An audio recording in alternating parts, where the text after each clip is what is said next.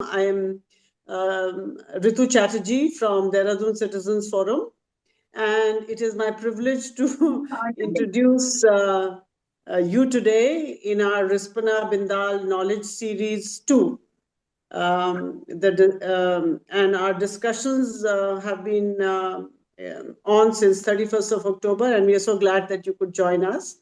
We at DCF have been taking different initiatives to create awareness amongst our 450 plus members, as well as other citizens, about the implications of the newly proposed elevated corridor project over two key rivers of Dehradun. As most know by now, the DCF's priority is to improve civic as well as environment conditions within the city through interactions with the community as well as with the administration.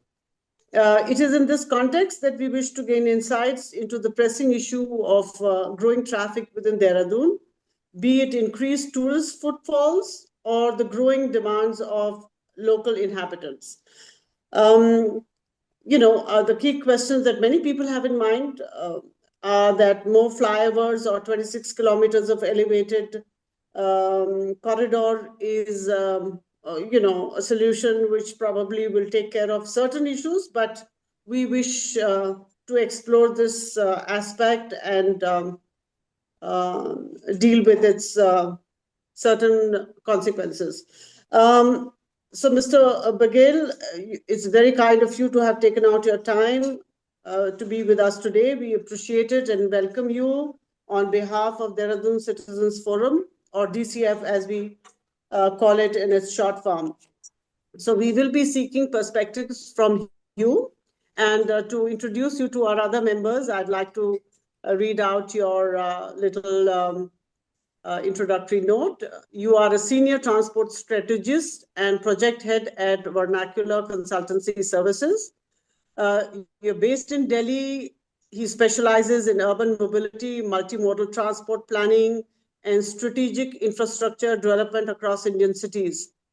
With your extensive experience in road improvement, public transport, integration, and sustainable mobility initiatives, Mr. Amit works at the intersection of policy, design, and community advocacy, helping many organically growing cities like Dehradun develop resilient and future-ready mobility solutions.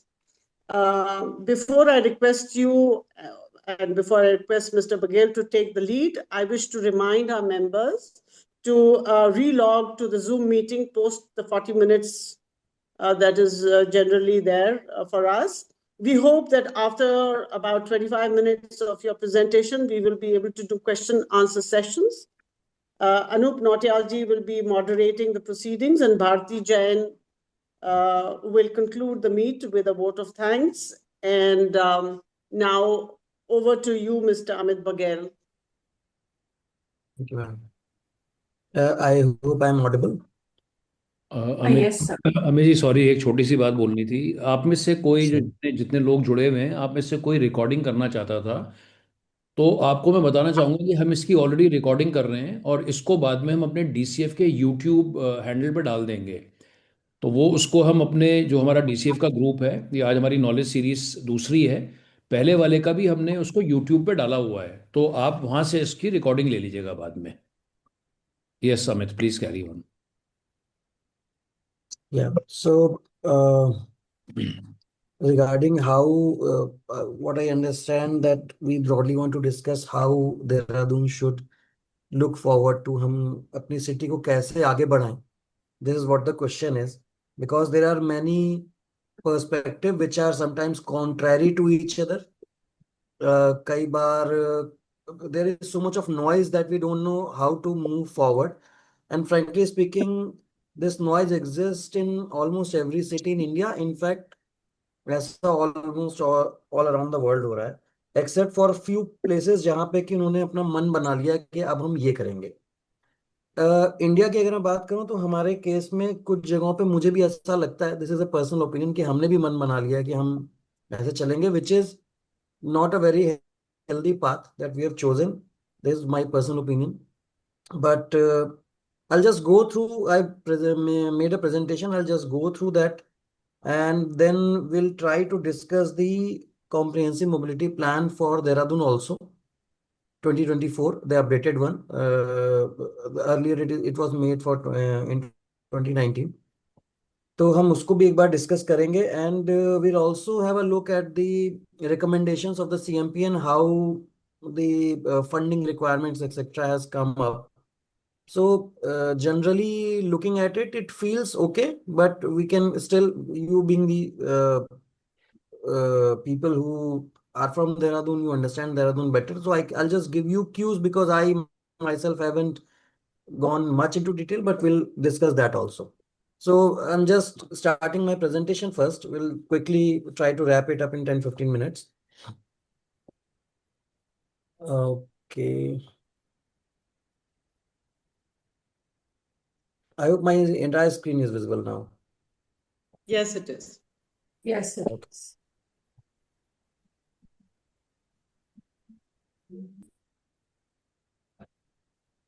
So why I'm writing rethinking mobility?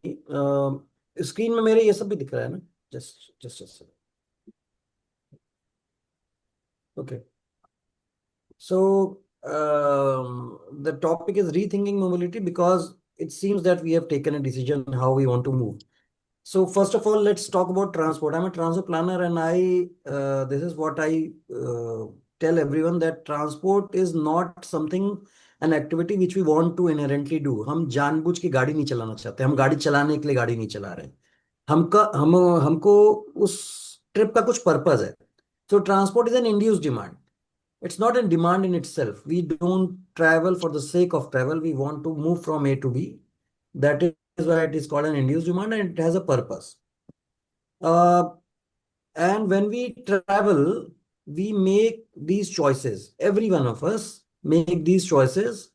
One of them is called the mode choice. How are we going to travel? मैं पैदल जाऊंगा, car से जाऊंगा, taxi से जाऊंगा, कैसे जाऊंगा, ये चॉइस हम बनाते हैं। जहां पे हम डेली एक ही जगह ट्रैवल कर रहे हैं, लेट से मेरा ऑफिस है, मेरे घर से मेरे ऑफिस का डेली ट्रैवल है, तो वहां पे मेरा मोड चॉइस समय के साथ फिक्स हो जाता है। वहां पे मुझे ज्यादा सोचना नहीं पड़ता, मुझे पहले से मालूम है कि मुझे उठना है, सुबह सुबह बाइक उठानी चले जाना है। लेकिन जब एक्सटर्नल फैक्टर्स चेंज होते हैं, तब मेरा मोड चॉइस मैं रिकंसिडर करने लगता हूँ। एक्सटर्नल फैक्टर्स कुछ भी चेंज हो सकते हैं। हो सकता है इतना जाम लगने लगा है कि आई डिसाइड कि भाई व्हाई नॉट साइकिल, या मैं कोई दूसरे रूट से जाता हूँ जिसपे कि मैं कार लेके जा सकता हूँ, या फिर हो सकता है मेरा इनकम बढ़ गई है जिसकी वजह से मुझे अब बाइक नहीं चलानी, मुझे कार चलानी है। So mode choice depend on so many things, but these are the things that we consider mode choice. Mode हम चूज कैसे कर रहे हैं, मेरा कितना टाइम लगेगा, मेरा कितना कॉस्ट लगेगा, मुझे कितना कंफर्ट है, सेफ्टी है, which is which is more has more weightage when it comes to children or women, and accessibility। मेरा मोड मुझे वहां तक पहुंचा भी देगा कि नहीं देगा जहां पे मैं जाना चाहता हूँ। पर्पस ऑफ ट्रिप और एनवायरमेंटल इम्पैक्ट, ये चीजें भी मैटर करती है, लेकिन एज अ यूजर हम एनवायरमेंटल इम्पैक्ट के बारे में ज्यादा सोचते नहीं हैं। अब ये सब जो मोड्स हैं, ये हम इसके ऊपर जिस तरीके से प्रोविजन करते हैं, वो डिसाइड करता है कि are we going to be a car based society और we going to be a mobility based society. What does this basically means कि मैं अपने लोगों को किस तरीके का इंफ्रास्ट्रक्चर प्रोवाइड कर रहा हूँ। जैसा इंफ्रास्ट्रक्चर होगा मेरी चॉइस वैसी बनेगी। मतलब मेरे पास कार तो है लेकिन पब्लिक ट्रांसपोर्ट अवेलेबल है या नहीं है, या कार नहीं है और पब्लिक ट्रांसपोर्ट भी नहीं है, तो मैं पब्लिक ट्रांसपोर्ट तो कैसे बनाऊंगा? तो मैं कार खरीद सकता हूँ, वो मैं कर सकता हूँ। मैं रोड पे चलूं या कोई मेट्रो मुझे मिल जाएगी, पार्क अवेलेबल है या पार्किंग अवेलेबल है। अगर पार्क्स अवेलेबल है, मेरा बहुत अच्छा रास्ता बना हुआ है, तो शायद मैं पैदल चल। सब जगह पार्किंग अवेलेबल है, पार्क्स तो है नहीं, चलने की जगह नहीं है, पार्किंग खूब मिल रही है, तो पार्किंग फिर ठीक है। मुझे मतलब ये क्यूज है ना, these are the cues which tell me मुझे एज एन इंडिविजुअल क्या डिसीजन लेना है, राइट। स्ट्रीट वर्सेस स्पीड, ये बहुत बड़ा फैक्टर है। आप पैदल चल सकते भी हैं कि नहीं चल सकते हैं। आप एक जगह से दूसरी जगह साइकिलिंग करके जाना चाहते हैं, पैदल जाना चाहते हैं, और आपकी फेटेलिटी का जो प्रोबेबिलिटी है बहुत हाई है अगर आप पैदल चलोगे तो। मेरी वाइफ खुद मुझे बोलती है कि तुम पैदल मत जाया करो ऑफिस, क्योंकि कोई इंफ्रास्ट्रक्चर अवेलेबल नहीं है। हम लिटरली अपनी जान पे खेल के पैदल जा रहे हैं। उससे बेटर है, क्यों? क्योंकि हमने स्पीड को प्रायोरिटाइज किया हुआ है। कार तेज निकलनी चाहिए, पैदल आदमी भले मर जाए।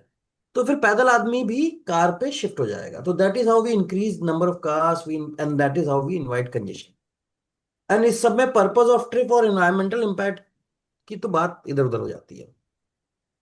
तो as I told you, by making certain provisions in the public infrastructure, we influence the mode choice of individuals. We are not really choosing.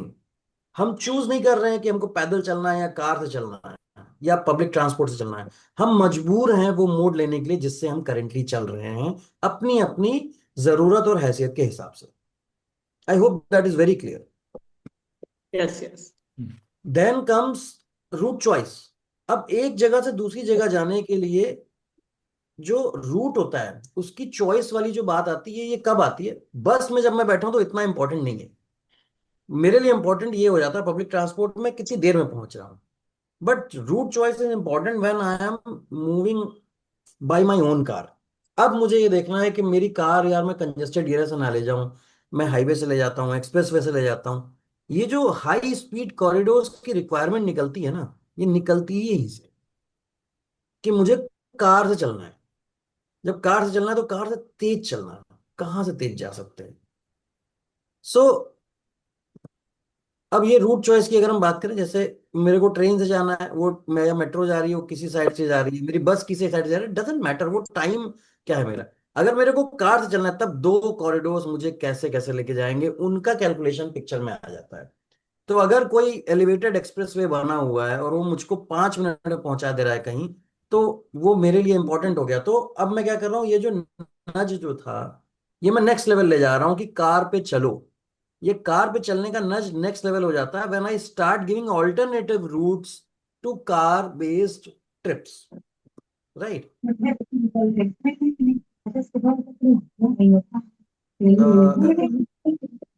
Is anyone saying something? I can't.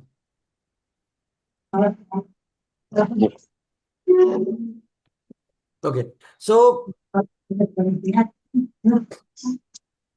Himanshu ji, आप I think audio को switch off कर दीजिए। Okay.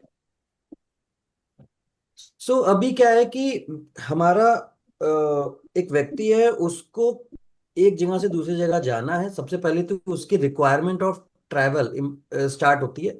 फिर वो सोचता है कि मैं कैसे जाऊंगा, कौन से मूड को लेके जाऊंगा। तीसरे नंबर पे आता है कि मैं कौन से रूट से जाऊंगा। लेकिन just by creating so many alternative routes for car, हम रिवर्स उनो खेल रहे हैं। हम क्या कर रहे हैं, हमने हाईवेज को प्रायोरिटी दे दी, हमने उसके बेसिस पे अर्बन हाईवेज को प्रायोरिटी दे दी, हमने शहरों में पार्किंग बना दी। हम लोगों को पहले से ही नच कर दे रहे हैं कि उनको चलना ही कार से है। हम पहले ही प्रोविजन कर दे रहे हैं सारा, तो वो चल ही रहे हैं, कार से ही चलना है उनको, हम सबको ये बता दे रहे हैं। और फिर बाद में हम कह रहे हैं कंजेशन बहुत है, तो उसको सॉल्व करने के लिए क्या किया जाए, तो चलो थोड़े और रोड बनाते हैं, तभी तो कंजेशन सॉल्व होगा। अगर हम चाहते हैं कि लोग पैदल चलें या पब्लिक ट्रांसपोर्ट से चलें, तो ये सिर्फ एक विशफुल थिंकिंग है। मैं जहां कहीं पे भी काम कर रहा हूं, इस पे काम करने की कोशिश जरूर की जाती है, बट ये इतना बोरिंग है कि कोई इस पे काम करना चाहता नहीं है। मैं खुद अपने क्लाइंट से सुन चुका हूँ इस तरीके की बातें कि हमारे पेरेंट्स तो पैदल चलते थे, बस से चलते थे, अब आप चाहते हो कि हम इतना कमा चुके हैं तो अब हम भी बस से चलें, हमें भी उसी गरीबी में जीना होगा। अरे भाई, bring good buses, make good infrastructure. गरीबी का मतलब क्या है भाई? ये कैसी बातें हैं? You need to create that kind of infrastructure that makes me feel to use it. मैं ऐसा फुटपाथ क्यों नहीं बना रहा हूँ, मैं ऐसी बसें क्यों नहीं ला रहा हूँ? बस का मतलब ब्लू लाइन तो नहीं है, जरूरी नहीं है। बस का मतलब तो वॉल्वोस भी हो सकता है। अब देहरादून और दिल्ली के बीच में कितनी सारी वॉल्वोस चलती है, कितने सारे लोग बसेस में चलते हैं, तो वो एग्जिस्ट कर रहा है। सो लेकिन एक चीज फैक्ट है कि we need to marry walking और पब्लिक ट्रांसपोर्ट की। जब तक ये मैरिज नहीं होगी तब तक ये ठीक से काम नहीं करेगा। हम सिर्फ बसें वो चला दें, आपको पैदल चल के ही वहां तक जाना है, तो you need walking infrastructure plus public transport infrastructure, जो कि हमारे पास पॉकेट्स में अवेलेबल होता है, जिसकी वजह से ये पूरा नेटवर्क नहीं बन पाता और ये ट्रांजिशन हो नहीं पाता, ये शिफ्ट हो नहीं पाता। वेरस जहां तक रोड्स की बात है, तो हम रोड्स बनाने में बहुत एफिशिएंट है। हम बहुत सारी रोड्स बनाए जा रहे हैं, हम एलिवेटेड हाईवेज बनाए जा रहे हैं। The cost of creating these infrastructure is so high as compare to the cost of just creating a footpath, कि उसका कोई रिलेशन ही नहीं दिखता है। Because it is simply the intention कि हमें और रोड बनानी है। कभी कभी ऐसा लगता है because the cost of creating footpath is so low, nobody is interested in creating that footpath. This is also sounds true to मी।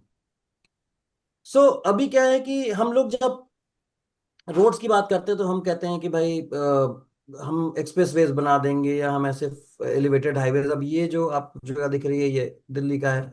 अभी इसमें क्या है कि हम नई रोड बनाते हैं, तो वो रोड खाली दिखती है। हर आदमी जो कि पैदल जूझ रहा है या पब्लिक ट्रांसपोर्ट में जूझ रहा है हमारे सड़े हुए, वो कहता है अच्छा मैं जल्दी से गाड़ी खरीद लेता हूँ, कितनी स्पीड में लोग निकल रहे हैं। वो भी अपनी गाड़ी लेके आ गया। नई रोड नए व्हीकल्स को अट्रैक्ट करती है। और फिर उसके बाद क्या होता है, लॉन्गर ट्रिप्स नॉर्मल हो जाती है, हम और लंबा लंबा कार से जाएंगे। तो कार ओनरशिप भी हम बढ़ा रहे हैं। हमारी पॉलिसीज ऐसी हैं कि हमारे यहाँ पे अगर थोड़ा सा कार कम बिकती है, तो कार जो मैन्युफैक्चरर है वो हाई करने लगते हैं, और हम वो अखबार में ही पढ़ते हैं। गवर्नमेंट भी परेशान हो जाती है कि भाई अरे कार अगर नहीं बिक रही है, तो मतलब वो पूरे देश की इकॉनमी ही बैठ जाएगी। पूरे देश की इकॉनमी गाड़ियां चला रही। तो हमारा कुछ ऐसा वो बन गया है कि मोर कार्स आर बीइंग सोल्ड। तो वो सोल्ड होकर जा कहाँ रही हैं, वो हमारे घरों में ही तो खड़ी हो रही हैं। मैं 2-3 साल के अंदर में आपको विजिबली दिखने लग जाएगा किस तरीके से कॉलोनीज के अंदर गाड़ियों का नंबर बढ़ रहा है। गाड़ी खड़ी करने की जगह नहीं है। दोनों तरफ साइड में आपकी गाड़ियां खड़ी रहेंगी, आप बीच में से किसी तरह अपनी गाड़ी निकाल के ले जाओगे। आप उनको गरिया रहे हो कि वो लोग, इतने सारे लोग गाड़ी ले लिए हैं, आप खुद भी गाड़ी में बैठे हो। चल क्या रहा है, हम सब उसका पार्ट। खास तौर पे हिली टाउन्स की अगर मैं बात करूं, या हम इस तरीके के प्लेसेस की बात करें जहां टूरिस्ट अट्रैक्शन है, पूरा पूरा दिल्ली उठ के अपनी वही प्रॉब्लम्स जिनसे वो परेशान है, वो प्रॉब्लम्स लेके देहरादून मसूरी पहुंच जाता है। हम अपनी गाड़ियों से ही परेशान है। दिल्ली में लोग गाड़ियों से, ट्रैफिक से और कंजेशन से परेशान है। एंड वही same people with all their problems come to Shimla, Shimla वालों को ये बताने के लिए या देहरादून को बताने के लिए कि देखो हम कैसे परेशान हैं।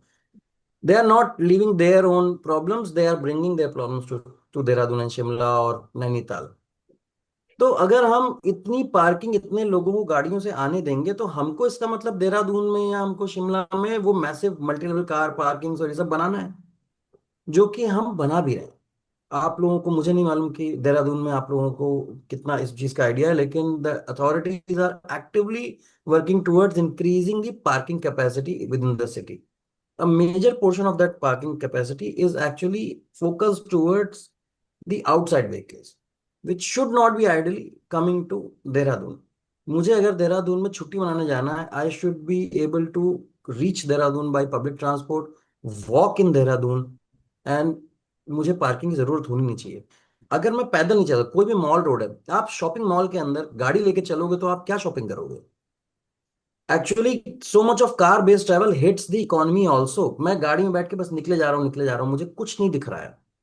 बिकॉज मेरा टनल विजन हो चुका है, मुझे सिर्फ गाड़ियां दिख रही हैं, बम्पर टू बम्पर ट्रैफिक में खड़ा हूं मैं। मुझे सड़क सड़क तो दिखती ही नहीं है, मुझे शॉप्स तो दिखती ही नहीं है। This is also one of the reasons कि हमारे यहाँ पे हम इतनी सारी इकोनॉमी की बात कर रहे हैं कि लोग हमारे बिजनेसेस हिट हो रहे हैं। बिजनेस क्यों हिट हो रहे हैं? हम लोगों को आने ही नहीं दे रहे, हम लोगों को गाड़ी में घुसा रहे हैं। एलिवेटेड नो रोड्स के और भी इश्यूज हैं, इंजीनियरिंग इश्यूज भी हैं। इंजीनियरिंग इश्यूज ये हैं कि अगर आपको मालूम हो, गुरुग्राम में कई बार इतना भयानक जाम लगता है, उसको गुरुजाम बोलते हैं हम लोग। तो वो गुरुजाम क्यों लग रहे हैं? क्योंकि आप मेन कैरिज वे तो आपने मोटे मोटे बना दिए, 6 6 लेन्स के, 8 लेन्स के, लेकिन कहीं ना कहीं तो ट्रैफिक उतरेगा ना। अगेन आप, हम पहली स्लाइड पे जाते हैं कि transport is an induced demand. I am not driving my car for the sake of driving.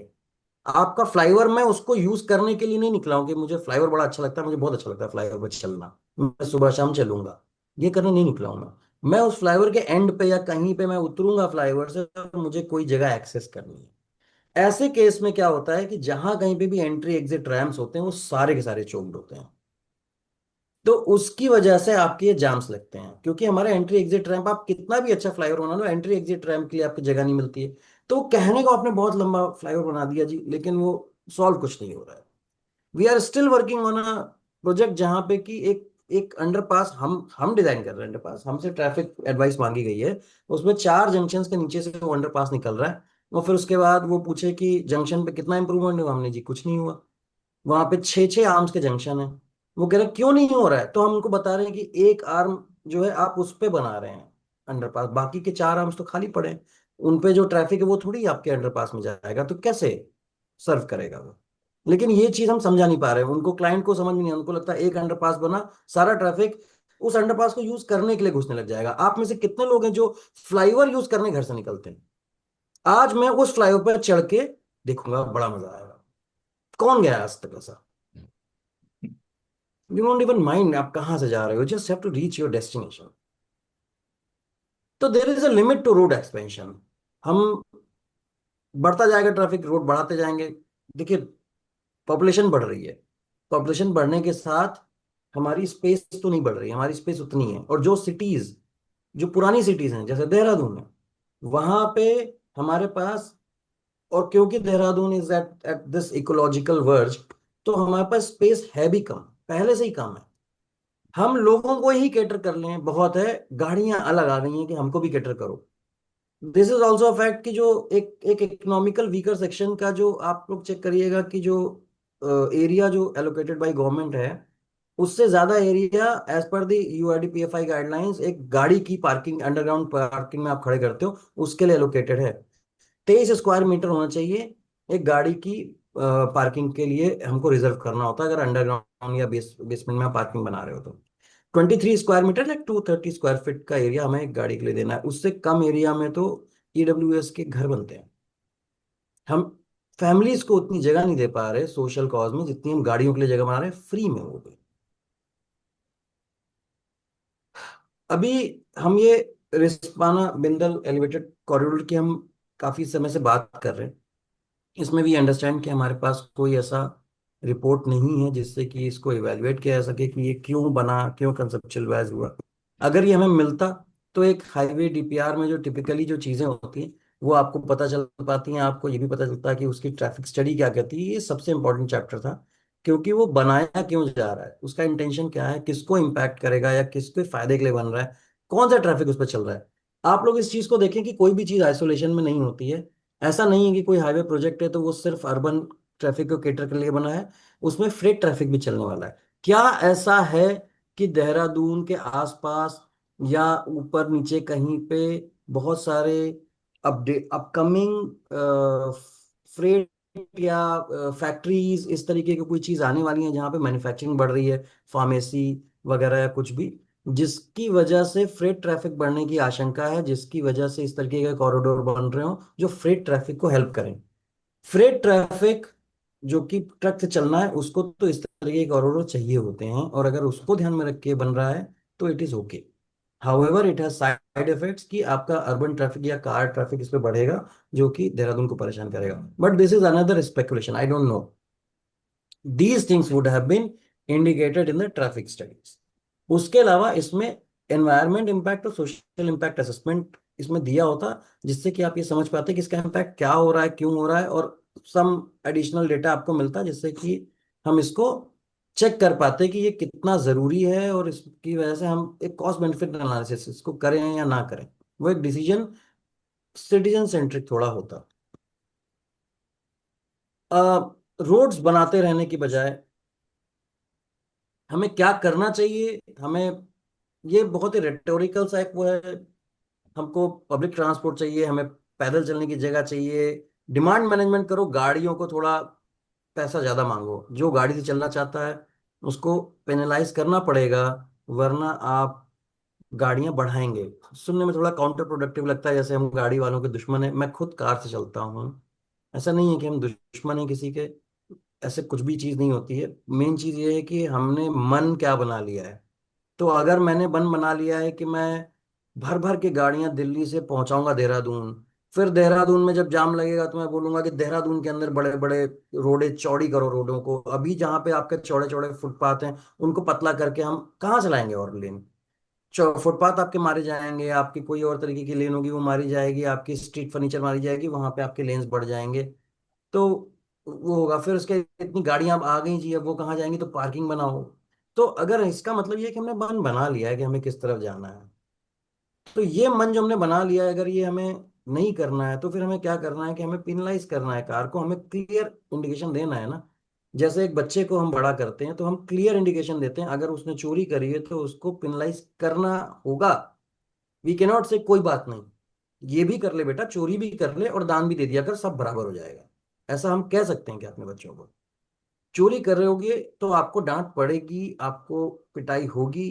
अगर आप अ, दान दक्षिणा करोगे तो हम आपको प्रेज करेंगे, अच्छा काम करोगे तो प्रेज करेंगे। तो यही चीज हमें करनी, we have to choose sides.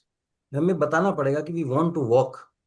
हम नहीं होना चाहते मोटे मोटे से, हम नहीं चाहते 40 साल में ऊपर चले जाएं हार्ट अटैक से। हम चाहते हैं कि हम वॉक करें, हम चाहते हैं कि हमारे पॉल्यूशन ना हो, सिटीज में कम हो। पॉल्यूशन क्यों हो रहा है? मेरे पैदल चलने से तो नहीं होता पॉल्यूशन। पॉल्यूशन तो गाड़ी चलाने से हो रहा है ना। मैं खुद पॉल्यूशन कर रहा हूँ गाड़ी चला रहा हूँ, तो क्यों चला रहा हूँ? क्योंकि पैदल चलने की जगह है। तो पैदल चलने की जगह बनाओ, पब्लिक ट्रांसपोर्ट चलाओ, मुझे नहीं चाहिए गाड़ी। मेरी गाड़ी है, मुझे मेरी गाड़ी प्यारी है, मैं उसको पार्किंग में रखूंगा, कहीं और चला लूंगा, कभी कभी चला लूंगा। मेरी मजबूरी ना हो गाड़ी चलाना, मोड चॉइस एक्चुअली मेरे पास हो कि मैं पैदल जा सकता हूँ और मैं कार से भी जा सकता हूँ। नाउ आई वुड चूज कि मैं किससे जाऊंगा। इन सब चीज़ों को ध्यान में रखते हुए जो प्रपोजल्स बनते हैं, जो हम बनाते हैं, डिज़ाइन करते हैं, उसको कॉम्प्रिहेंसिव मोबिलिटी प्लान कहते हैं। एक ये एक कॉम्प्रिहेंसिव डॉक्यूमेंट है जो 20 साल के लिए बनाया जाता है। It's a policy document. इसका नाम ध्यान दीजिएगा, इसका नाम है कॉम्प्रिहेंसिव मोबिलिटी प्लान, सीएमपी कहते हैं इसको। कॉम्प्रिहेंसिव मोबिलिटी प्लान पहले 2008 से पहले comprehensive traffic and transport study कहलाता था। फिर मिनिस्ट्री ने इसका नाम चेंज किया, इन्होंने कहा नहीं, ट्रैफिक और ट्रांसपोर्ट स्टडी नहीं है ये। हमें ट्रैफिक और ट्रांसपोर्ट को प्रमोट नहीं करना है, हमें मोबिलिटी को प्रमोट करना है। तो इसलिए उसका नाम बदल के कॉम्प्रिहेंसिव मोबिलिटी प्लान रखा गया। ये एक बहुत इंपॉर्टेंट पॉइंट है कि हमें लोगों को मूव कराना है, हमें गाड़ी नहीं मूव करानी है। ये चीज मिनिस्ट्री ने मानी, उन्होंने गाइडलाइन तक वैसे रख दी, लेकिन समहाउ जब हम स्टेट लेवल पे या सिटी लेवल पे जाते हैं तो हम कहीं ना कहीं हम ट्रैफिक ट्रैफिक ट्रैफिक ही कर रहे होते हैं। हम पहले रोड पे ज्यादा फोकस होता है। कॉम्प्रिहेंसिव मोबिलिटी प्लान के लिए हमारा मास्टर प्लान जो होता है, जो सिटी का एक अलग डॉक्यूमेंट होता है, ये एक स्टैट्यूटरी डॉक्यूमेंट है। आप लोग जो भी डेवलपमेंट आर्किटेक्चर या इन सब चीजों से जुड़े हैं, आपको मालूम है एक स्टैट्यूटरी डॉक्यूमेंट होता है, लीगल डॉक्यूमेंट है। इस डॉक्यूमेंट के बेसिस पे कॉम्प्रिहेंसिव मोबिलिटी प्लान बनता है। और कॉम्प्रिहेंसिव मोबिलिटी प्लान जो है, मैं आपको उसका जो देहरादून का comprehensive, can you see this screen? मैंने ये कॉम्प्रिहेंसिव मोबिलिटी प्लान की कंटेंट खोला हुआ है। यस। ओके। तो इसमें अगर आप देखेंगे तो मैं आपको एग्जीक्यूटिव समरी दिखाता हूँ। ये मैं आपसे शेयर कर दूंगा, वैसे इंटरनेट पे फ्रीली पड़ा हुआ है। तो कॉम्प्रिहेंसिव मोबिलिटी प्लान पहले 2019 में बना था देहरादून का, और उसके बाद फिर ये अपडेट हुआ 2024 में। इसका जो अपडेशन हुआ है, इसमें अब इस समय पे I hope I am talking the relevant stuff. I hope आप लोगों को ये सब चीजें पहले से नहीं पता, तो आई कैन स्किप दिस। नहीं नहीं, बहुत बढ़िया, प्लीज कैरी ऑन। ओके। तो ये जो कॉम्प्रिहेंसिव मोबिलिटी प्लान में 5 सब डिस्ट्रिक्ट्स हैं उत्तराखंड की, विकासनगर, देहरादून, ऋषिकेश, हरिद्वार, रुड़की, ये मैप है। तो ये टोटल 3698 स्क्वायर किलोमीटर का एरिया इसमें लिया गया है। डेमोग्राफिक कैरेक्टरिस्टिक्स वगैरह इसमें आपके लगभग 32 लाख लोग इम्पैक्ट होते हैं टोटल इसमें, एज पर सेंसस 2011। तो आज की डेट में यहाँ पे एटलीस्ट हम कह सकते हैं 45-50 लाख की पॉपुलेशन होगी। अभी सेंसस 2011 के बाद दोबारा सेंसस हुआ नहीं, अब चालू हो रहा है। तो इसलिए ये लेटेस्ट फिगर्स होते नहीं, दीज आर जस्ट प्रोजेक्टेड। इसमें मेजर चीजें जो हैं मैं आपको दिखाना चाहता हूँ। एक जो चीज मुझे दिखी कि ये जो कुछ आपको ये सोशो इकोनॉमिक कैरेक्टरिस्टिक यहाँ पे ट्रैवल बिहेवियर दिख रहा है, ये चीजें देख के एक ठीक ठाक ट्रांसफर प्लानर आपको बता सकता है कि इस शहर को किस चीज की जरूरत है। जैसे कि average per capita trip rate 1.08, यानी कि ऑन एन एवरेज अगर यहाँ पे 40 लाख की पॉपुलेशन है या 10 लाख की पॉपुलेशन है तो 10 लाख ट्रिप्स होती हैं। लेकिन ट्रिप लेंथ जो है, अगर आप देखेंगे तो 2 से 10 किलोमीटर की है। सो 2 से 10 एक बहुत बड़ी रेंज हो गई, ये रेंज गड़बड़ है, ऐसे नहीं लिखना चाहिए। लेकिन लेट्स से कि हम ये कह सकते हैं कि हाँ लोग यहाँ पे 1 किलोमीटर, दो, एटीएल अगर 2 किलोमीटर का है, एवरेज ट्रिप लेंथ, एवरेज अगर 2 है आपका, तो आपकी शॉर्टेस्ट ट्रिप हो सकता है 100 मीटर, 200 मीटर की भी होती है, राइट। और वो 4-5 किलोमीटर की भी हो सकती है। सो हमें ये मालूम है, जो हमें अपने शहर के बारे में मालूम है, वही चीज इसकी कंफर्म करती है कि देहरादून एक पुराना शहर है, यहाँ मिक्स्ड लैंड यूज बहुत सारा है, नीचे दुकान ऊपर मकान। तो मेरी ट्रिप लेंथ बहुत ज्यादा नहीं है। जब ट्रिप लेंथ ज्यादा नहीं है, तो मुझे छोटी छोटी दूरी के लिए गाड़ियां क्यों उठानी है? It is actually hassle, personal level पे भी ये बहुत इरिटेटिंग होता है कि आप 2 किलोमीटर जाने के लिए अब आप कार निकाल रहे हो, 5 मिनट का काम नहीं है, आधे घंटे पार्किंग ढूंढ रहे हो, राइट। तो उस पॉइंट ऑफ व्यू से ये जो हमारे शहर को बहुत ज्यादा जरूरत नहीं है वॉक की और लगातार चलने पब्लिक ट्रांसपोर्ट की जरूरत है। पब्लिक ट्रांसपोर्ट भी हमें बहुत बड़ा नहीं चाहिए। ये जो 5 से 10 किलोमीटर एक्सक्लूडिंग वॉक ट्रिप लिखा हुआ है ना, दिस टेल्स अस कि हम कोई मेट्रो वेट्रो बनाएंगे, बहुत बड़ा सिस्टम बनाएंगे, तो it is bound to fail, क्योंकि इतनी लंबी मेरी ट्रिप लेंथ ही नहीं है कि लोग उसको यूज करें। यही हो रहा है मैक्सिमम शहरों में जहां पे मेट्रो फेल है, जयपुर हो, लखनऊ हो, इंदौर हो, वट एवर इट इज। हम इसमें हमारे शहर में आज की डेट में क्या शेयर है, तो देखिए, तो टू व्हीलर का शेयर 60% लोग टू व्हीलर से चल रहे हैं, 10% लोग ऑटो से चल रहे हैं, 25% लोग कार से चल रहे हैं, पब्लिक ट्रांसपोर्ट का शेयर 6% है। इसकी वजह ये नहीं है कि लोग पब्लिक ट्रांसपोर्ट पर चलना नहीं चाहते, पब्लिक ट्रांसपोर्ट होगा ही नहीं इतना कि हम उस पर चल सकें। होना भी तो चाहिए चलने के लिए। जो फ्यूचर इन्होंने बनाया, ये हम एग्जीक्यूटिव समरी में ही है, डिटेल्स इसकी, ये काफी लंबा डॉक्यूमेंट है। सिनेरियो डेवलपमेंट किया है कि अगर हम कुछ नहीं करें तो फ्यूचर में जाके क्या होगा, कुछ थोड़ा बहुत करें तो क्या होगा, सस्टेनेबल अर्बन ट्रांसपोर्ट सिनेरियो। अब ये जो दो सिनेरियोज हैं, इनको आप देखें, these are the scenarios which the ministry wants कि ऐसा होना चाहिए, कि committed proposals for transit oriented development.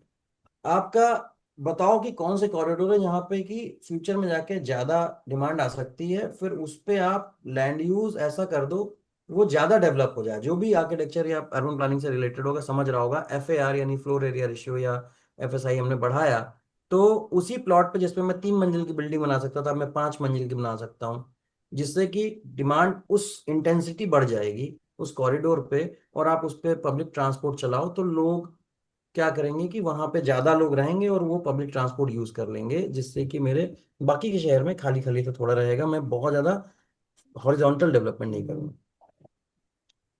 तो ये सिनेरियोज भी डेवलप किए गए हैं। अब इसमें आप ये देखें तो सिनेरियोज जो डेवलप किए गए हैं उसमें finally SUT plus technology scenario propose किया गया है 2043 के लिए, और टू व्हीलर का शेयर 58% से घट के 42% पे ये प्रपोज कर रहे हैं। नाउ दीज आर सम, ये इन्होंने मॉडल बनाया होगा, मॉडल बना के इन्होंने जब उसमें इसको असाइन किया पूरी ट्रिप को, तो 58% से वो घटते घटते 42% रह गया। पॉइंट ये है, पब्लिक ट्रांसपोर्ट का शेयर ये 6% से बढ़ा के 33% लाना चाहते हैं। दिस इज देयर इंटेंशन कि ऐसा होना चाहिए। तो कोई भी जो इसको बनाएगा मिनिस्ट्री के डॉक्यूमेंट्स के हिसाब से यही कोशिश करेगा कि हमारा ये चीज कम हो। नेटवर्क स्पीड अगर आप देखेंगे, जो 16 किलोमीटर पर आवर की स्पीड है, उसको बढ़ के सिर्फ 17 किलोमीटर पर आवर हो रही है।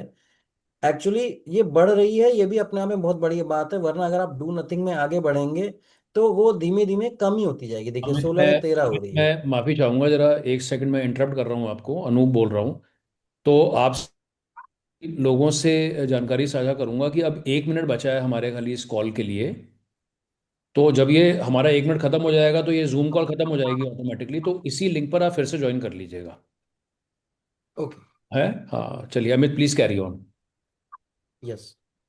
तो ये हमारे जो इनकी स्ट्रैटेजी है वो लैंड यूज और transport integration, public transport infra, non motorise transport, ये सब जो चीजें हम अभी बात करते आ रहे हैं, यही सब बेसिक स्ट्रैटेजीज हैं जो इन्होंने यूज करी हैं, और इसके बेसिस पे इन्होंने कॉस्टिंग भी निकाली। लेकिन एक चीज मैं आपको यहाँ बताना चाहता हूँ, ये देखिए, इसके अंदर रोड नेटवर्क के अंदर इन्होंने 764 kilometre of propose.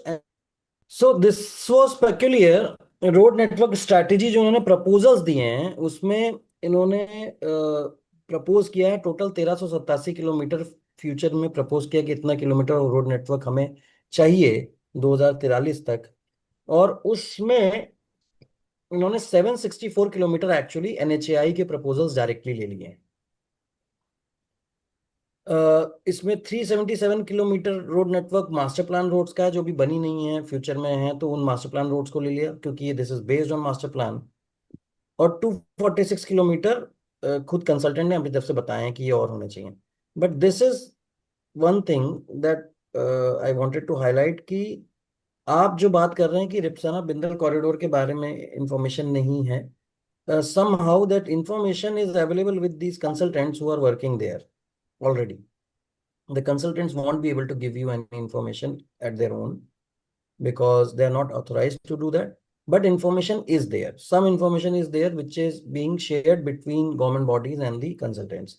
So you can take this thing in picture and tell the authorities that आप जब सीएमपी के लिए ये चीजें शेयर कर रहे हैं और उसको एक्नॉलेज करवा रहे हैं सीएमपी के अंदर में, तो ये पब्लिक को भी अवेलेबल होना चाहिए, राइट। ये देखिए, इन्होंने प्रपोज एनएचएआई रोड्स करके इन्होंने बाकायदा मैप भी दिया हुआ है। और ये जो ब्लू कलर का आप जो पट्टी देख रहे हैं, ये ब्लू कलर की पट्टियां जो है एनएचएआई के प्रपोजल्स हैं, जो कंसल्टेंट ने अपने मैप में एक्नॉलेज किया है।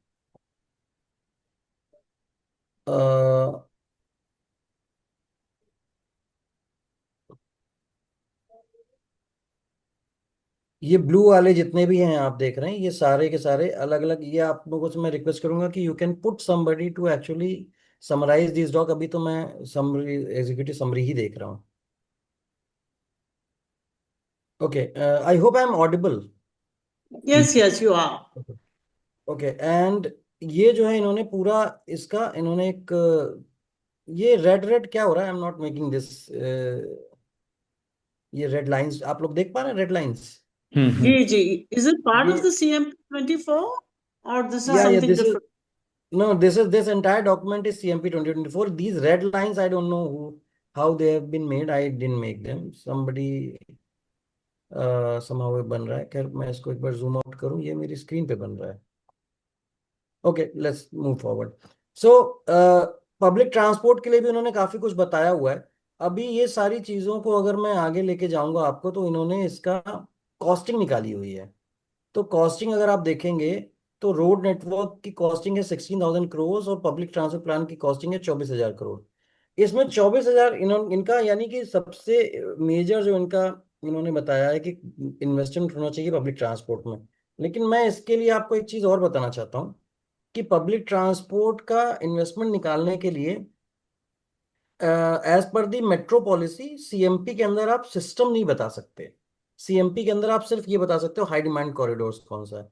तो डिमांड कॉरिडोर के बेसिस पे आप एज्यूम करते हो कि मेरा ये सिस्टम होगा, वो सिस्टम होगा। तो ये ज्यादा जो कॉस्टिंग आ रही है, this might be because of कि इन्होंने मेट्रो एज्यूम की हो अपने उसमें। लेकिन this is concerning because this is true. ये जो होता है 16,000 या 17,000 करोड़ रुपए, ये एकदम फिक्स है क्योंकि रोड की कॉस्ट तो नहीं चेंज हो रही ज्यादा, वो रोड तो रोड ही रहनी है। यहाँ पे वो है, एक डाउट है कि मेट्रो होगी, बस होगी, क्या होगा, तो ये 24,000 करोड़ कैसे आया है।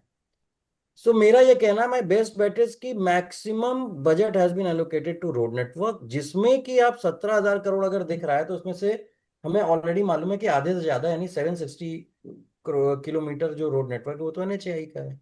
तो इस 16,000 या 17,000 करोड़ में से 8-9 हजार करोड़ रुपए वो एनएचएआई के रोड्स के नाम पे एलोकेट किए गए हैं। सो हम अपनी उसी पुरानी बात पे आ जाते हैं कि जितना इन्वेस्टमेंट करेंगे किसी तरीके के इंफ्रास्ट्रक्चर में, वही इंफ्रास्ट्रक्चर हमारा ग्रो होगा और वैसे ही हम लोगों को चलने के लिए मजबूर करेंगे। बाकी जगह पे आप रख सकते हैं इट्स मीगर। फ्रेट मैनेजमेंट, अब freight management 100 crore, traffic management engineering measures 248, travel demand measures 400, और टेक्नोलॉजी का इस्तेमाल 25 करोड़ रुपए में होगा 20 साल के लिए। तो थोड़ा सा इसको देखने की जरूरत है। वी ये देर आर डिटेल्ड चैप्टर्स भी इसके अंदर मौजूद हैं, आप उसके अंदर जा सकते हैं। Urban mobility plan chapter number 5 है, इसमें आपको डिटेल में सारी चीज़ें मिल जाएंगी। क्या क्या हमारी स्ट्रैटेजी इन्होंने यूज़ करी है, किस किस में क्या क्या हो रहा है, और प्रपोजल्स इन्होंने क्या क्या बनाए हैं, तो वो सब आपको मिल जाएगा, डिटेल में प्रपोजल्स मिल जाएंगे। तो इसको भी आप देख सकते हैं। और इन्होंने जो कॉस्टिंग करी हुई है, फंडिंग कॉस्टिंग करी हुई है, वो भी इसमें आपको मिल जाएगी। फंडिंग मैकेनिज्म के अंदर, तो आपको इम्प्लीमेंटेशन प्लान और फंडिंग मैकेनिज्म में आपको ये सारी चीजें मिल जाएंगी। तो कहाँ से कितना रुपए बन रहा है, हमको कैसे वो पैसा निकालना है, मिसिंग लिंक्स के लिए इन्होंने कितना करोड़ किया, रोड अपग्रेडेशन, आरओबी आरयूबी के लिए क्या किया, और पब्लिक ट्रांसपोर्ट में क्या क्या कर रहे हैं। तो ये सारे प्रपोजल्स हैं। दिस मे और मे नॉट मटेरियलाइज, क्योंकि ये प्रपोजल्स हैं। ये इन प्रपोजल्स को कंसल्टेंट ने दिया है गवर्नमेंट को। कुछ चीजें गवर्नमेंट खुद डलवाती है कि इन चीजों को आप एक्नॉलेज करिए अपने सीएमपी के अंदर, कुछ चीजें कंसल्टेंट प्रपोज करता है। अब इस पे गवर्नमेंट क्या डिसीजन लेगी क्या नहीं लेगी वो हमें अभी हम नहीं कह सकते कि ये कितना एक्चुअली ये ऑन पेपर जो है ये ऑन ग्राउंड कितना पहुंचेगा। लेकिन it makes sense to actually read the entire CMP and ask the government कि चलो आप जिद पे हो कि आपने डिसाइड कर लिया, there might be multiple reasons जो बता पा रहे हैं नहीं बता पा रहे हैं। बहुत सारे कई बार ऐसी भी चीजें होती हैं जो कि गवर्नमेंट नहीं डिस्क्लोज कर सकती है। So if we simply put our trust in our government we can say कि ठीक है आप बनाना चाहते हो कॉरिडोर आप बना रहे हो, लेकिन फिर बाकी जो चीजें हैं वो भी बनाओ। फिर आप उसको लॉपसाइडेड मत करो। आप नॉन मोटराइज ट्रांसपोर्ट भी बनाओ, आप फ्रेट मैनेजमेंट कैसे करोगे वो बताओ। आप शहर के बीच में से अगर अगर शहर के बीच में लाके छोड़ दे रहे हो एक्सप्रेसवे, तो शहर के बीच में से ये ट्रक चढ़ेगा उसके ऊपर, तो वो कॉरिडोर को ट्रक से कैसे मेरे राहत दोगे, या कैसे क्या मैनेजमेंट करने वाले हो। और फिर उसके बाद हमारी रोड सेफ्टी, जो कि इसके अंदर अभी में दिख नहीं रहा है प्रपोजल्स के अंदर। रोड सेफ्टी की बातें हमें करना जरूरी है कि हमारे हाउ विल यू इंश्योर कि हमारे हाउ दिस डॉक्यूमेंट इंश्योर्स कि देहरादून के अंदर रोड सेफ्टी बढ़े। हम हाईवे की बात नहीं कर सकते, देहरादून दिल्ली के बीच में रोड सेफ्टी का क्या हाल होगा हम उस पर कमेंट नहीं कर सकते। वी आर नॉट, हमारा परव्यू जो है वो देहरादून होना चाहिए। तो देहरादून में रोड सेफ्टी कैसे इंश्योर करेंगे आप, आज की डेट में कितनी डेथ्स हो रही हैं रोड से रोड रिलेटेड, और फ्यूचर में कैसे आप उसको इंश्योर करोगे कि वो डेथ्स कम हो बढ़े ना। खासतौर पर तब जब आप इतनी सारी गाड़ियां अंदर लेके आ रहे हो। एक तो जोक हम ये भी करते हैं ट्रांसपोर्ट प्लानिंग में कि इतनी गाड़ियां भर दो कि स्पीड ही नहीं रह जाएगी, तो कहाँ कोई मरेगा उसमें। वो जो बम्पर टू बम्पर ट्रैफिक में क्या ही होने वाला है, कुछ नहीं होने वाला, सब लोग सेफ हो गए, बस कहीं पहुंच नहीं पाएंगे आप। तो एक वो भी तरीका है, गवर्नमेंट बोले कि हमने प्लान किया है कंजेशन ताकि कोई किसी को चोट ना पहुंचे। दूसरा है या वो एक्चुअल रियल प्लान कुछ बताएं। तो you can ask these things once you have a detail dig into the entire वो। आप इसका इंस्टीट्यूशनल मैकेनिज्म में पढ़िएगा जिसमें कि इन्होंने अमटा की बात करी हुई है। ये एक स्टैंडर्ड वो है क्लॉज है जो कि लगभग हर सीएमपी के अंदर हम बात करते हैं, दिन रात हम अपने सर्कल में बात करते रहते हैं। UMTA exist, UMTA is a unified metropolitan transport authority कहते हैं इसको, यूनिफाइड मेट्रोपॉलिटन ट्रांसपोर्ट अथॉरिटी। तो इसका पर्पस क्या है इस बॉडी का कि टू इंश्योर कि शहर के अंदर जो कुछ भी काम हो रहा है वो सब एक दूसरे से रिलेशन में हो रहा है। ऐसा नहीं होना चाहिए कि पीडब्ल्यूडी रोड बना रहा है पीछे पीछे एमटीएन वाला गड्ढा खोदते चला आ रहा है। तो उस तरीके की चीजें नहीं होनी चाहिए। लेकिन साथ ही साथ ये भी है कि अमटा जैसी बॉडी जब होती है तो वो इस चीज को भी देखती है, एसेस कर सकती है, उसके पास सारी इंफॉर्मेशन है। तो एसेस कर सकता है कि आप इसी कॉरिडोर पे आप कह रहे हो कि आपको लेट से लेन बढ़ानी है, पार्किंग देनी है, और इसी कॉरिडोर पे आपको बस भी चलानी है, इसी पे मेट्रो भी चलाने की बात कर रहे हो। ये तीनों चीजें एक साथ क्यों चलनी है और कैसे चलेंगी, और हम किसको सर्व कर, इस तरीके की जो चीजें हैं ये बातें अमटा कर सकती है आपकी अपनी लोकल बॉडी बॉडी जिसके पास इंफॉर्मेशन भी सारी होगी। If you have this body, इसके पास सारी इंफॉर्मेशन देनी ही पड़ेगी। और दूसरी क्या है कि इसके पास कैपेसिटी भी होती है टू क्वेश्चन। इनके पास इन हाउस लोग होंगे वो क्वेश्चन कर सकेंगे गवर्नमेंट को ऑन दीज। वो गवर्नमेंट को जाके वहां पे गवर्नमेंट बॉडीज को जाके वहां पे अप्रूवल लेना होता है अमटा से। सो इट डज वर्क्स, मतलब of course nothing is perfect but it does works. UTPEC is one organization in Delhi and then Chennai में अमटा है तो उसका नाम ही कुमटा है, CUMTA. So there are some bodies which actually work and you should push कि इस तरीके की एक बॉडी आपके यहाँ बने, और फिर उसके बाद इन इन डॉक्यूमेंट्स को वो लोग भी रिव्यू करें और लोगों से डिस्कस करें। CMTA UMTA can be that body between government and people जिस जो कि ब्रिज बनेगी। तो आई डोंट नो कि प्रेजेंटली वहां पे अमटा जैसा कोई बॉडी है, नहीं है तो आप ऐसी बॉडी बनाने के लिए बोलें। And all the NGOs and such organisations जो कि सिटीजन सेंट्रिक हैं, जो सिटीजन्स की वॉइस को लेके आती हैं, they can be directly related to UMTA. तो इस डॉक्यूमेंट को मैं शेयर कर दूंगा, इसको बहुत ध्यान से पढ़िए, ये पब्लिकली अवेलेबल डॉक्यूमेंट है। And coming back to our presentation, so हमारा हम अपने पुरानी बात पे आते हैं कि देहरादून एक बहुत ही फ्रेजाइल सा इकोसिस्टम लेके अपने हाथों में समेट के बैठा है। हमको ये डिसाइड करना पड़ेगा, और ये आज कल परसों हम अपने बच्चों पर नहीं छोड़ सकते, बच्चे हमें गाली देंगे। हमें ही डिसाइड करना है कि हमको अपना शहर कहाँ लेके जाना है। हम एक एक one city at a time भी अगर हम इम्प्रूव करते चलेंगे तो देश सुधर जाएगा। इसमें क्या है कि ये जो कुछ जो देहरादून के लिए जो चीजें प्रपोज्ड हैं, उसमें जो आपका विजिटर मैनेजमेंट या जंक्शन रीडिजाइन वगैरह या रोड नेटवर्क वाला चीजें जो हैं सीएमपी में, उसको अमित थोड़ा पिंच सॉरी, ऑफ वो सॉल्ट के स्क्रीन फुल पेज कर लेंगे आप साथ। इसको? या यस सर।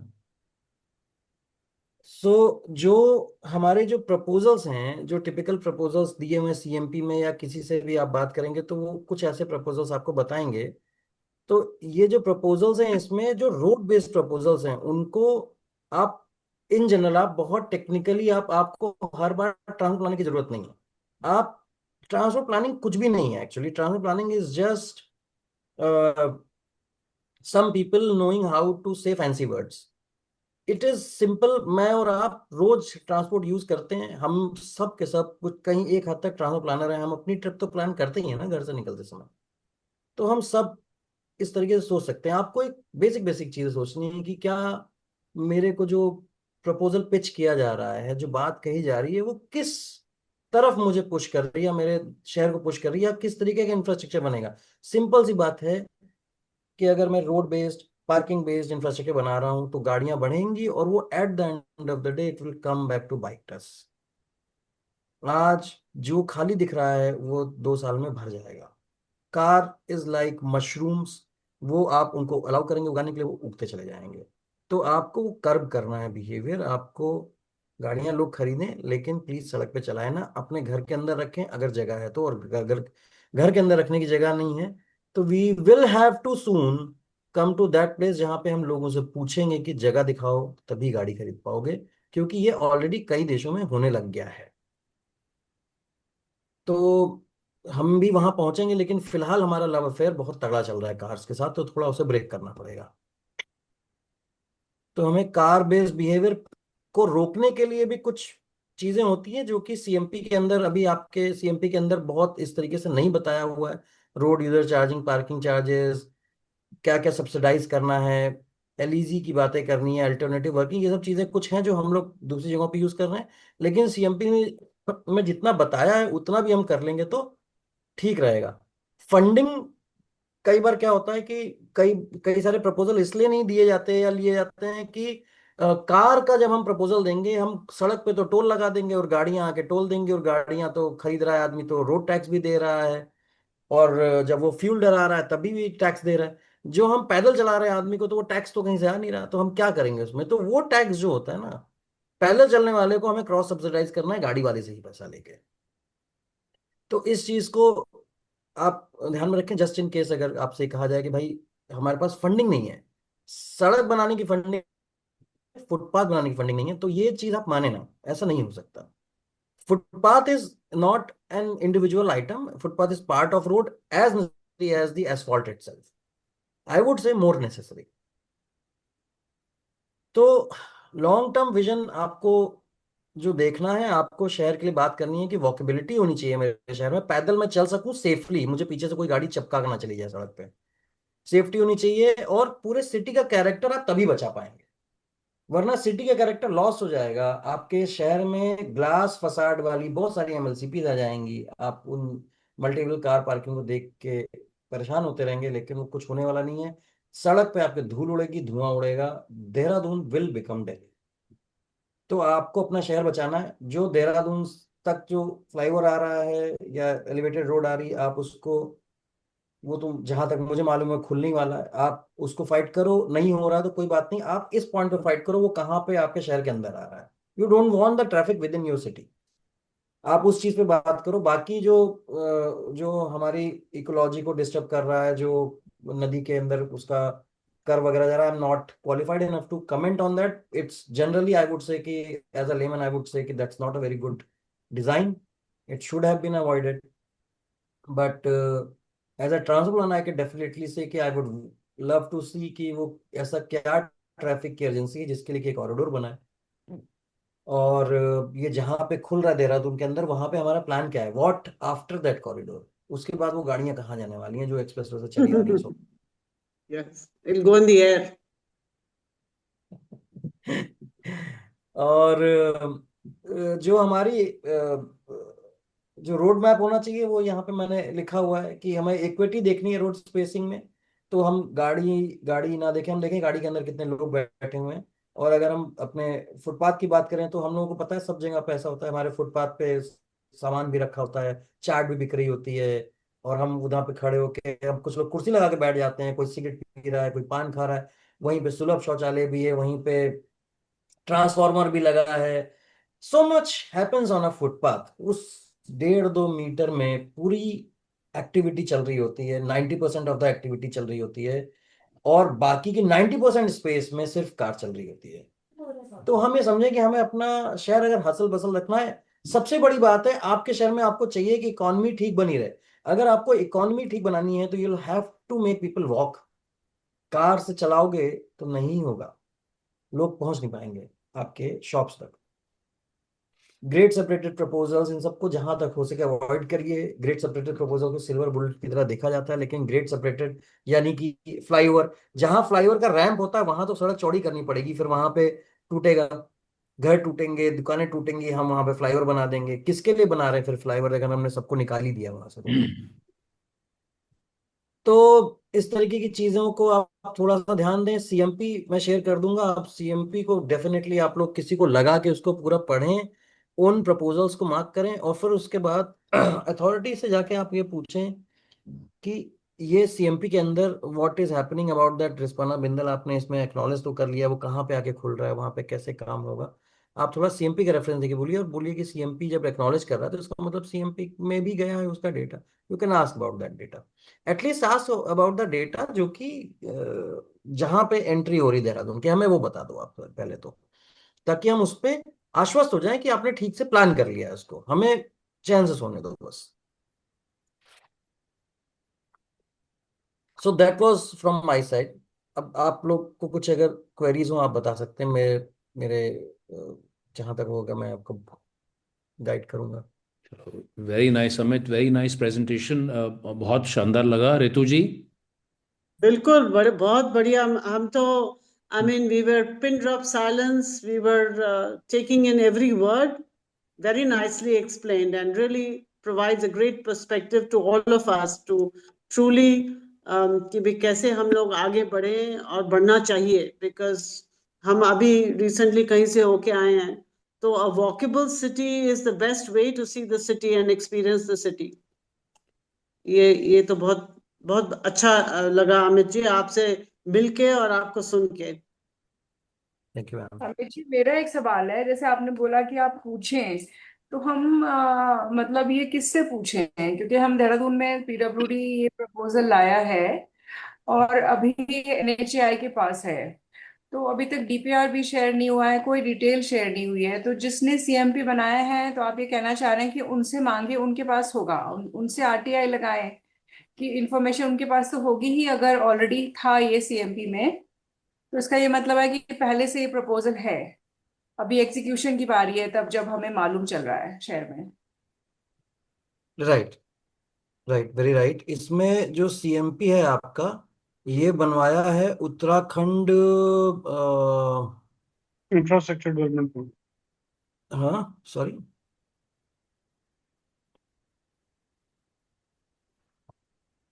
उत्तराखंड ये तो इंफ्रास्ट्रक्चर शायद डेवलपमेंट बोर्ड। ये तो भारतीय, हम देख लेंगे उसमें ना। मेट्रो रेल मेट्रो अर्बन बनवाया है, infrastructure metro and building construction corporation limited. जी मेट्रो जी नहीं जी। बनवाया है भारतीय। हाँ नहीं नहीं, वो मैंने, हाँ, वो हो गया। नहीं। तो ये मतलब बेसिकली वही समझ आ रहा है, क्योंकि रोड्स तो हमारे पास बहुत सारी हैं, और ये सीएमपी में जितना बहुत अच्छे से नहीं, आज इनफैक्ट थोड़ा मतलब बेटर समझ आया कि इसमें ऑलरेडी प्रपोजल है बहुत सारी रोड वाइडनिंग की, वो सब। तो क्या ऐसा भी तो डिमांड कर सकते हैं कि पहले उसको करिए फिर आप नई रोड बनाइए, पहले जो रोड वाइडनिंग ऑलरेडी प्रपोज्ड है सीएमपी में, और ट्रांसपोर्ट, पब्लिक ट्रांसपोर्ट जो ऑलरेडी प्रपोज्ड है, तो पहले उसको लाया जाए। तो ये मतलब ये किसी को कह सकते हैं और ये माना जा सकता है कि सिर्फ ये बात ही होगी? मैं इसको जो सीएमपी जो आता है ना, यूजुअली क्या होता है कि सीएमपी में जो एजेंसी सबसे ज्यादा इन्वॉल्व होने वाली होती है वो एजेंसी उसको बनवा लेती है। जैसे मेट्रो रेल वालों ने बनवाया, तो हो सकता है कि आप आगे आने वाले समय में सुने कि मेट्रो अनाउंस हो रही है उन मेजर कॉरिडोर्स पे जो कि जिसके लिए जिसको कि सीएमपी में आइडेंटिफाई किया गया है। तो थोड़ा सा क्या होता है कि यहाँ पे बाकी के जो प्रपोजल्स होते हैं उस पर इतना काम नहीं हो पाता, और बड़ी एजेंसी स्पेसिफिक हो जाता है, थोड़ा गैप रहता है ये सब चीजें। आप क्या कर सकते हैं कि I guess somebody who mayor या कमिश्नर, ये लोग ऐसे हैं जिनको अगर आप लोग अप्रोच करें इनके उससे, तो they can actually bring these agencies on one board. आपको क्या करना है, पीडब्ल्यूडी और ये मेट्रो रेल वालों को, इन लोगों को साथ में बैठाना है, और डेवलपमेंट अथॉरिटी को, म्यूनिसिपल कॉरपोरेशन को, और इनसे समझना है कि आपको क्या समझ में आया और आप क्या करने वाले हो। जो फेजिंग है ना, वो सीएमपी में दी हुई है, पहले क्या होना है बाद में क्या होना है, वो उन्होंने बताया है सीएमपी में। वो phasing is just a suggestion, it is not confirm, क्योंकि फेजिंग उसमें पैसे हैं नहीं है गवर्नमेंट के पास, उस पर भी डिपेंड करता है। और कौन पैसे दे रहा है, मान लीजिए अर्जेंसी है रोड प्रोजेक्ट की या पार्किंग की अर्जेंसी फील हो रही है, लेकिन एडीबी फंडिंग कर रहा है, तो एडीबी नहीं करेगा पार्किंग के लिए फंडिंग। एडीबी बोलेगा मैं पब्लिक ट्रांसपोर्ट के लिए कर सकता हूँ। इस तरीके के बहुत सारे इफ्स एंड बट्स होते हैं, लेकिन आपको किसको अप्रोच करना है, तो आपकी देखिए वही दो दो चार एजेंसीज हैं जिनको आप ऑलरेडी अप्रोच कर रहे हैं, करना तो उन्हीं को अप्रोच पड़ेगा। इसीलिए आई वॉज टॉकिंग अबाउट कि अमटा होनी चाहिए, क्योंकि अमटा होती है तो इस तरीके की organisation then they can take it in a better manner because they themselves would be a government body. But commissioner को अप्रोच करना बेटर रहेगा मेरे ख्याल से, क्योंकि commissioner can bring all these organisations together, they that person has the power. But आपको ये भी देखना पड़ेगा कि हु इज मोर कोऑपरेटिंग, आपके इन सारी ऑर्गेनाइजेशंस में से आप लोग जिनको भी जान रहे हैं कौन ज्यादा कोऑपरेट कर रहा है। एंड जो आपका दूसरा क्वेश्चन था कि शुड वी से देम कि आप रोड को पहले क्यों कर रहे हो, आप पहले पब्लिक ट्रांसपोर्ट के इन प्रपोजल्स करो। तो पहले करेंगे कि नहीं करेंगे ये शायद आप डिक्टेट तो नहीं कर सकते, but yes you can definitely demand कि आप क्या करने वाले हो, आप तो रोड पहले करने जा रहे हो तो कम से कम साथ में इसको करो।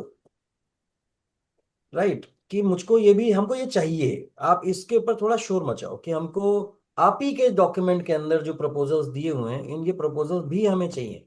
एंड वी अंडरस्टैंड कि there might be budgetary issues, कि ऑलरेडी गवर्नमेंट बोलेगी भाई 15,000 करोड़ मैं लगा रहा हूँ, तुम बोल रहे हो 15,000 और लगा दो, तो आप वो 15,000 लगा रहे हो जो वो मेरे शहर के बाहर लगा रहे हो, शहर से वहाँ शहर के अंदर ट्रैफिक ठूस रहे हो, मुझे ट्रैफिक शहर में जो आएगा उसके बाद तो शहर भी तो तैयार कर दो।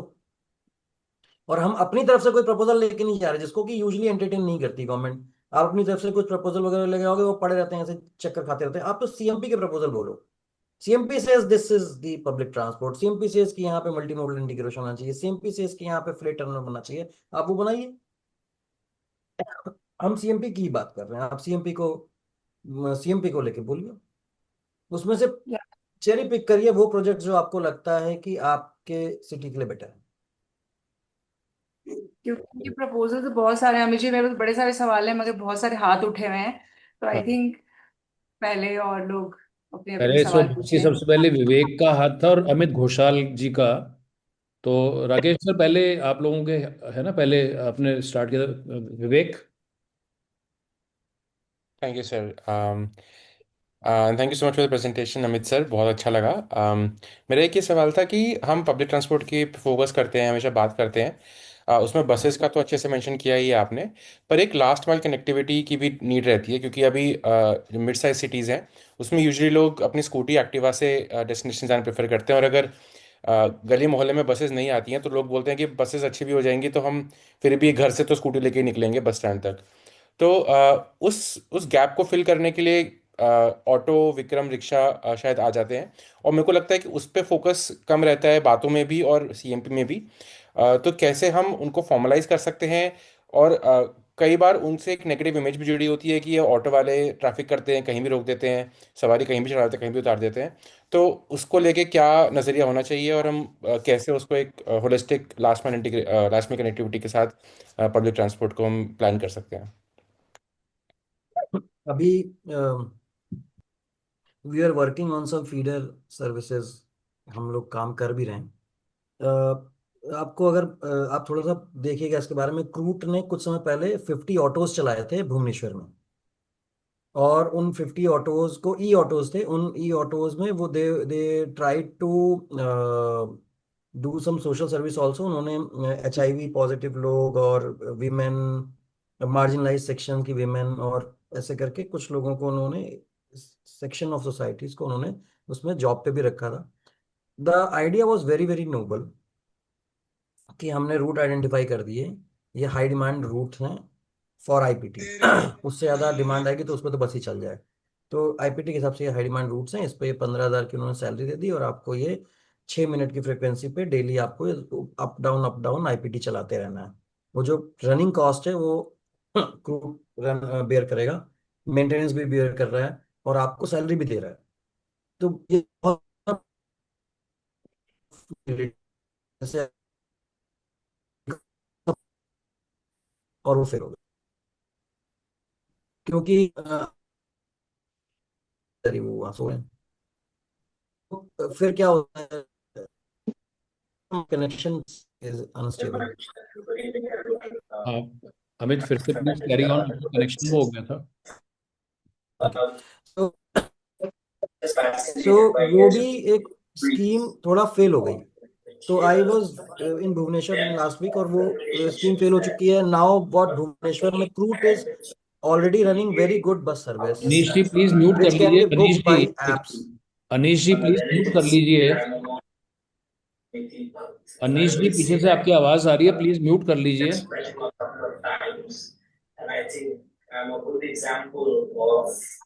The way in which he has touched and the way in which he impacts people's lives.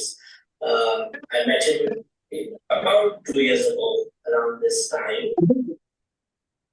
भाग्य हो।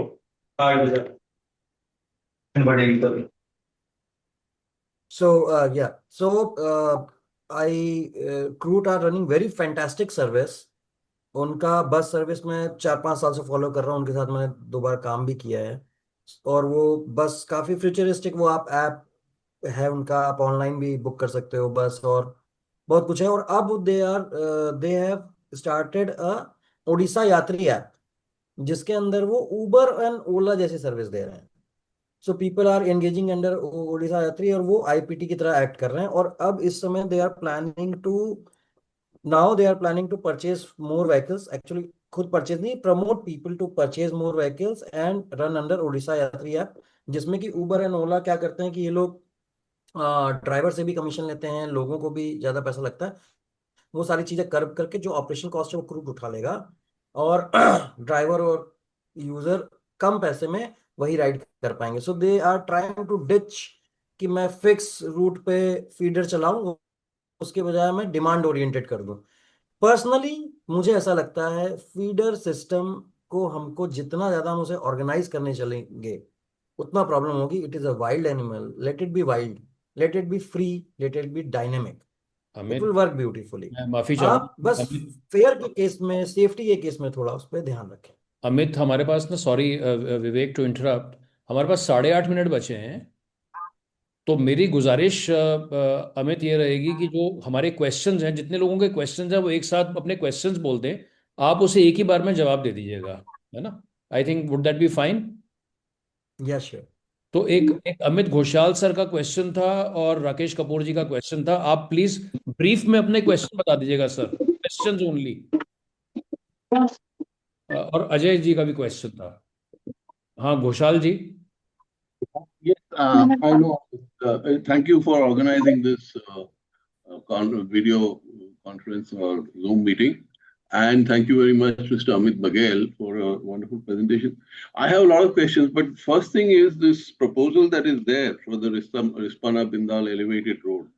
The report, is it not available in public domain, or, so that there is a stakeholder consultation and feedback process which we can demand? The other thing is that, which is a common problem I have with all our roads, is that why can't we deal with the right of way, entire right of way, which includes pedestrian, vehicular, everything, with the proper markings. UTP guidelines you mentioned is an excellent, reference, which lays out cross sections of every possible road with the right widths for walking, cycling, if where is possible, parking, street lighting, signages, everything. So what is it that stops people, for our agencies or local bodies, from implementing minimum that much, the UTP guidelines on all road widths, instead of just doing the metal part of Willingness. the road and forget about the rest of the carriageway, or of the right of way? Willingness, Thank lack you. of willingness and Yes, lack yes, of so- Amit और technicality. Question ले लेते हैं, if you don't mind. ये आपके बाद में Rakesh Kapoor sir, आपका question क्या था ब्रीफ में? जी, मेरा question is a kind of thing that हमारे यहाँ जितनी भी रोड्स वाइडन होती हैं, चाहे वो सिटी के अंदर होती है चाहे सिटी के बाहर होती हैं, अभी हम ये देख रहे हैं कि जितनी भी रोड्स वाइड हुई हैं वो सब साइड वॉक्स जो होती हैं, वो जो बनाते हैं वो एनक्रोच हो जाती हैं। गवर्नमेंट ने सीएमपी में भी इसका कोई जिक्र नहीं है कि वो एनक्रोचमेंट्स कैसे दूर होंगी। And once those encroachments are removed, I think there will be enough space for walking people, pedestrians, cyclists, and the cars will be moving freely. अभी वहां पे क्या हो रहा है कि अनऑथोराइज्ड कार पार्किंग हो गई, व्हीकल पार्किंग हो गई, कुछ लोगों ने, दुकानदारों ने ऑक्यूपाई कर लिए वो सारे पेडिस्ट्रियन पास जितने हैं। और दूसरा जो इससे जुड़ा हुआ सवाल है कि जैसे देहरादून में हम लोग एलिवेटेड कॉरिडोर, जिस कॉरिडोर की अब बात कर रहे हैं, it is not serving the purpose of inside population जो है। जैसे मान लीजिए शहर के अंदर से किसी को घंटागाड़ी आना है, वो एलिवेटेड कॉरिडोर को यूज नहीं कर पाएगा। So this is the governments USP is कि वो ट्रैफिक कंजेशन को कंट्रोल करेगा या कम करेगा। हमारा यूएसपी ये है कि भाई आप उस ट्रैफिक मैनेजमेंट की तो बात कर ही नहीं रहे हो। You are just talking of कि एक आदमी रिस्पना से बैठेगा और साई मंदिर उतर जाएगा। जो शहर के अंदर वाले लोग हैं उनका क्या होगा? आप किसी भी टाइम उसके 4 वीडियोस बना करके अगर सरकार को दिखा दे, जो बिंदाल पे, जो बल्लीवाला चौक पे या बल्लूपुर चौक पे जो जाम लगता है, जो शहर के अंदर लगता है, उसको किसी भी टाइम हम वो बता दें तो हम लोगों को बता पाएंगे कि सीएमपी में ये सब चीजें हैं कहाँ। Rakesh sir, bad manners, I am interrupting but we have, sorry I am being the time keeper, it's a tough job. We have 4 minutes left, तो अजय जी भी अपना क्वेश्चन पूछ लें सर प्लीज। ठीक है, Okay, okay fine. my quick question is, when a CMP is made, is the government supposed to acknowledge it and confirm it? Because there is no such acknowledgement or confirmation from the Uttarakhand government. It's just a document online, which is available, as you said, but there is no official acceptance of that from the government. The second question is about where you are saying that it would be good to have a UMTA in Dehradun. Is Dehradun a metro? Because if Dehradun is, what are the qualifications for being a metro city? Because only then probably would we be having a metro and UMTA. And the third question is, the proposals we hear are for a neo metro and not for a regular metro. What is the difference between these two? We are always confused, the difference between a neo metro and a regular metro. Okay, so I'll go from here to there. Neo metro is very similar to a regular metro. Regular metro आपकी standard gauge या heavy metro होती है, तो वो broad gauge पे होती है, जो आप दिल्ली मेट्रो में यूजुअली देखते हैं। Neo metro is slightly lighter system, 3 coach का होता है ये। ये लोअर कर उसको कैपेसिटी को केटर करता है, और इसकी जो शेड्यूल ऑफ डिजाइन होती है ये इसको टाइटर कर्व्स में मूव करने की कोशिश अलाउ करता है. So neo metro is a metro which is more agile in its infrastructure. That is one thing. Second, ki yes, CMP is accepted by the government, and a CMP is supposed to be prepared by the state, city, submitted to the state, state submits it to the Ministry of Housing and Urban Affairs, which gives it to the Institute of Urban Transport, usually for technical appraisal, after which it is approved, basis which the projects are, whatever projects have been identified are taken up further. जो अमटा की बात है, I think क्या था, मैं भूल गया वो क्वेश्चन अमटा वाला. Are we big enough समय a city? Are we big enough a city to have an AMTA? I mean, a metro. We are not. Are अमटा we जो a है, metro? आपकी एक सिटी की बात नहीं हो रही है अभी. सीएमपी में अगर आप देखेंगे तो उन्होंने 6-7 डिस्ट्रिक्ट्स को मिला दिया है. Right. Right. It this represents a metropolitan area. when you Okay. have a bigger chunk जहाँ पे कि इंटर रिलेटेड बॉडी सारी सिटीज और डिस्ट्रिक्ट्स एक दूसरे से मिल रही हैं, जब सीएमपी आपको एक्नॉलेज कर दे रहा है इतना बड़ा area 4000 square kilometre, it is practically a metropolitan area. तो So why इतना ही isn't बड़ा an UMTA automatically made then? Why? I mean, how does it happen? Who creates it? State level पे डिसीजंस होते हैं अमटा के, और अमटा की पावर कितनी एरिया में लगेगी ये भी स्टेट लेवल पे डिसीजन होता है. हाउ, मतलब स्टेट लेवल शासन डिसाइड करता है, लेकिन इसकी रिक्वायरमेंट कहाँ से निकल के आती है? यूजुअली ये निकल के आती है जब आपके पास बड़े बड़े इन्वेस्टमेंट आने लग जाते हैं, सच एज मेट्रो. मुझे 6,000-8,000 करोड़ का एक प्रोजेक्ट करना है, उस फंड को हैंडल करने के लिए फिर अमटा की रिक्वायरमेंट निकलने लगती है. जबकि मेट्रो रेल, जैसे आपके पास मेट्रो रेल अर्बन इंफ्रास्ट्रक्चर वो बन गई, तो अब इसी को पैसा दिए जाएंगे. हो सकता है कि अमटा इसके अंडर में बना दी जाए, कई बार वो डेवलपमेंट अथॉरिटी के अंडर में बनाई जाती है. लेकिन अल्टीमेट रिक्वायरमेंट यही होती है कि when you are pumping so much money inside the city, that money has to be invested properly. उसमें कुछ ऐसा नहीं हो रहा, कॉन्फ्लिक्ट ऑफ इंटरेस्ट या कॉन्फ्लिक्ट इन टेक्निकलिटी नहीं होना चाहिए, इसलिए अमटा की रिक्वायरमेंट निकलती है. भाई जी, तो अभी हम हमारे दूसरे 40 मिनट भी खत्म हो रहे हैं। तो अब हम और हमने बाप से बहुत बहुत कुछ समझा ही है और जाना भी है। बहुत सारे हमारे अभी भी मतलब सवाल तो हैं ही, but I think we will like to conclude the meeting today here.